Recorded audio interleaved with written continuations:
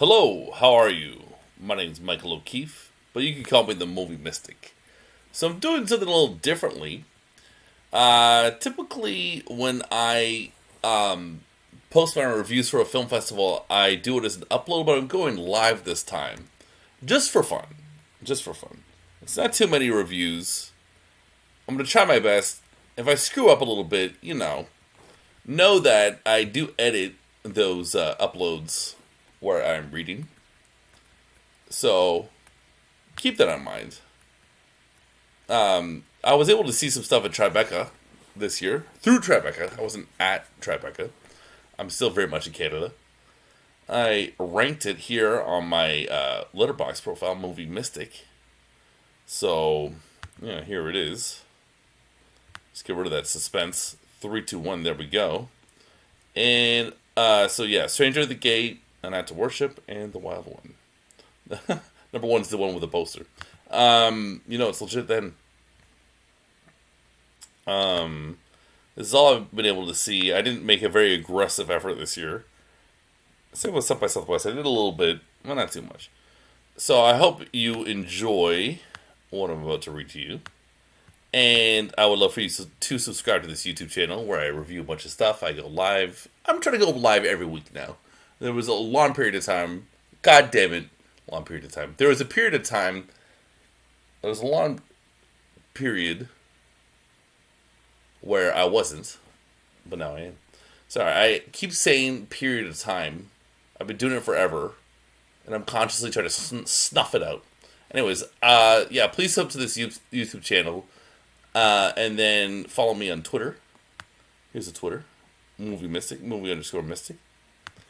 And you can join my Facebook group, which is right here. It's a good time. Lots of interviews. Got some more interviews coming your way. More reviews. Blah, blah, blah, blah, blah, blah, blah. And then these live stream presentations. And then on the IG.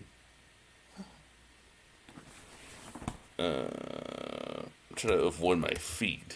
Here we go. You never know what's going to pop up on the feed, especially on Instagram.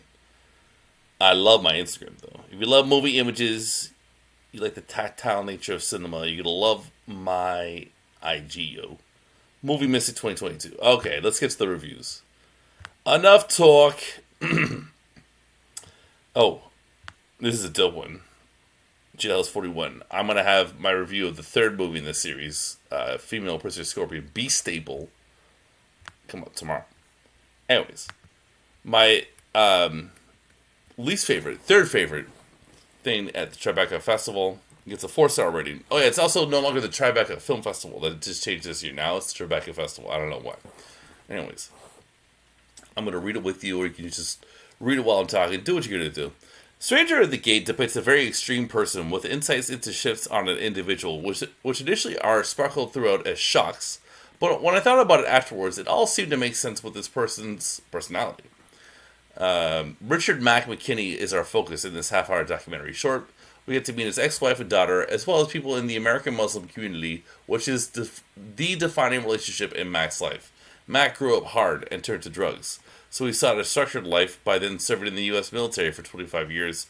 Shortly after he returned, 9/11 happened, and Mack had a very racist response to it, as if everyone who practiced the Islamic faith was responsible. So Mack decided to blow up his local mosque, to prevent terrorism by being a terrorist. But when he went to the mosque to map things out, and he met the Muslims there, something happened to him. It would ruin the journey within the story to say what happened next, and what life would have in store for Mac afterwards. Just know that I highly recommend this captivating documentary short, which is like a mini movie. Heads up, it might be a feature film one day. I know that because I interviewed the director. That is my last upload. It was earlier today. Joshua Seftel. Real sweetheart. Alright, number 2. I also interviewed the director of this documentary. That came out a few days ago. Sometime last week. Okay, An Act of Worship is a documentary that worked for me as much in terms of technique as it did emotionally. It tells the story of the past 30 years of the United States from the perspective of first-generation immigrants who practice the Islamic faith. We get a perspective of history from this experience, which I found quite captivating. The details such as 9/11, Obama's rise to power, and Trump's rise to power. But the lens you get will make these oversaturated stories seem novel for people such as me who do not practice the Islamic faith and who are not first-generation immigrants. These perspectives are impossible for us to fully explain, to fully understand, but you get a slightly better sense of how it is for them for an hour and a half. Having interviewed the director, I learned that member of Congress Rashida Tlaib was in talks to appear in this documentary. But the grassroots perspective of this documentary is a better experience, in my opinion. I like that the people are hardworking, relatable, but not in any ivory towers, because at that point the story would really shift into something else. I think it's the blood, sweat, and tears that makes this experience relatable to me. Even white liberals who tell us they are tolerant should watch this, because there are perspectives here that can only come from lived experience. We all need to check ourselves, and this is excellent documentary cinema. I told you it would mess up a little bit, so everyone ought to try to watch it. All right, mess it up a little bit, finding typos, but that's part of the fun. That's a little bit of madness when you go live. All right, so that was my number 2, and on to Worship. My number 3 was Stranger at the Gate, and my number 1 is The Wild One. The Wild One is a well-done documentary about Jack Garfin, who I had never heard of before this, but now that I have, I am glad to know a little bit about Carol Baker. I'm glad to know a little bit because I have been learning a little bit about Carol Baker as of late. I'm a fan of hers.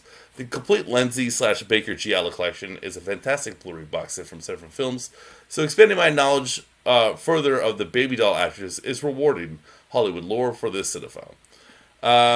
Jack has quite a story. He was a Jewish man who survived the Holocaust as a boy, worked as a theater director on Broadway, made some movies notably to me, collaborating with the great Ralph Meeker, and even clashed a bit over the method acting technique with Lee Strasberg. All this lore comes together nicely in a documentary narrated by Willem Dafoe and directed elegantly by the French filmmaker Tessa Louise Salome. I was going to interview her. It didn't happen. Apparently her English is not that strong. Okay, anyways, I divert. Back to the review, whose name I will certainly seek out in my future film watching. You don't have to own the complete Lenzi/Baker Giallo collection like Baby Doll or be a Ralph Meeker fan to appreciate this documentary, though. It tells a good story of survival and expressing individual trauma through art. The experience is slick, sometimes mellow, sometimes intense, but always engaging, elegant filmmaking with a Willem Dafoe stamp of competence. So if you like Hollywood stories, you'll appreciate this well-done documentary about a survivor and lover of arts. Okay, that's it. Those are my reviews. That's my ranking. I hope you enjoyed this stream. You can follow me on Letterboxd. Here I am, the movie mystic. See all the stuff I watch, movies I review. I mix in the stuff I watch with the movies I review. Give you a little personal sense of me. And then we could go here. Here's the lists. So there's what we were just talking about right there. Blah, blah, blah, blah, blah, blah, blah. I watch a lot of movies. And what else? Yeah, follow me on Instagram. I love IGO. It's dope. Follow my Letterboxd. Follow me on Twitter, movie_mystic. And join the Mystic and Severe Facebook group. Thanks for hanging out with me for, like 10 minutes. Less than that. Talking about the Tribeca Festival. The festival formerly known as the Tribeca Film Festival. Just going by Tribeca Festival these days. So, I have a lot of fun doing these streams. They're a good time. They're fun. I've never done this sort of stream before. And I also found I had a fair bit of typos there. So sorry about that. In some of those reviews. The first 2 specifically. But hey, what are you going to do? What are you going to do? I want to try, like I said, to get in one stream a week. And, at least one interview a week. And some other review uploads. Can't go live all the time. But I will try to go once a week. I will be going to the Fantasia Festival soon. Whether I get accreditation is unknown. But I will be returning, actually. And this is a good time to announce it. I will be returning to the station I left, CKCU-FM. So if we go, I will be returning as a contributor, not as a host. So, yeah, where is it? Bizarre Bazaar. I'll be reviewing Fantasia movies on Bizarre Bazaar in mid-July, mid-late July. I think the 21st is what we're thinking. And hopefully TIFF movies too in September. So that's an exciting thing to talk about, tell you right now. Fun announcement. Anyways, that's it. That's all. Take care, guys.